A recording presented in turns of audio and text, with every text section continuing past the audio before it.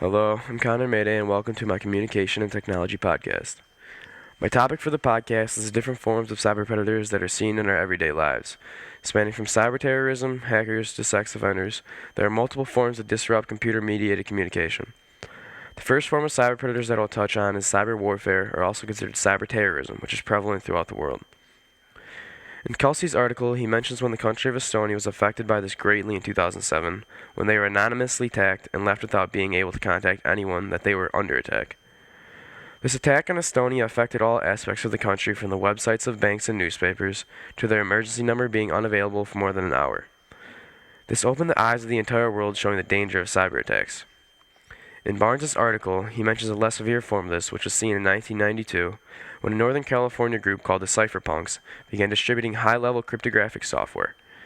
This is a type of computer program that is used to encode information.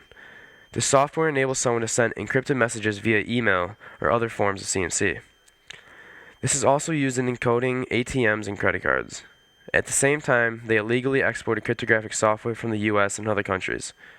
In Barnes' article, he explains that right-wing lunatics post conspiracies of recipes for explosives and rouse their members with paranoid visions of immense conspiracies that only they can overthrow. The next form of cyber predators that is seen in today's world are hackers.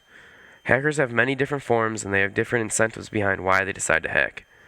While some hackers are used for non-malicious reasons, like testing a security system for a company, or to hack their own security system to test out flaws, these hackers do not worry the companies and the government. The hackers that scare the government have malicious intentions or use this for their own personal gain. These types of hackers, as described in Nicotina's article, as being demons of big companies and of folks whose credit card numbers they have cracked open. They deliberately cause chaos and steal people's identities to improve their own lives. While, like I mentioned before, not all types of hackers have bad intentions, Graham picked up on the mixed nature of hackers' actions, saying it's called a hack when you do something in an ugly way. But when you do something so clever that you somehow beat the system, that's also called a hack. Ugly and imaginative solutions both have something in common. They both break rules. Sex offenders emerged in the early 1990s and were quickly seen as a frightening problem. As explained in Lynch's essay, cyber predators are among the highest priority for the criminal justice system to manage and contain. In an online sex crime against the youth, there is deception, and it all starts with adult strangers communicating with young teens over CMCs and sometimes meeting them face to face. This scary reality is seen in the news constantly.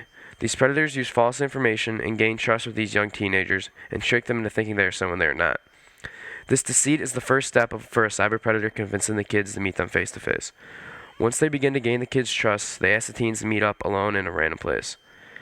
The common theme that arises in these three types of cyber predators is the fear that they put into people. There are not many ways to know who is behind the computer performing these illegal tasks. As said in Kasim's article, cyberspace is regarded as a meeting place for criminal groups. It has emerged as the latest battleground in this digital age. In Raghavan's article, he explains that cyber terrorists are regarded as computer-savvy individuals who look for vulnerabilities. While Raghavan only specifies cyber terrorists with these characteristics, hackers and sex offenders are seen in the exact same way. The question that arises for me when I finished my research was, if we are unaware of who is behind these different cyber attacks, is it possible to completely stop the attacks? This is a scary reality and something the government is trying to solve the problem to every day. I would like to thank you for listening to my podcast, and I hope you have a good day.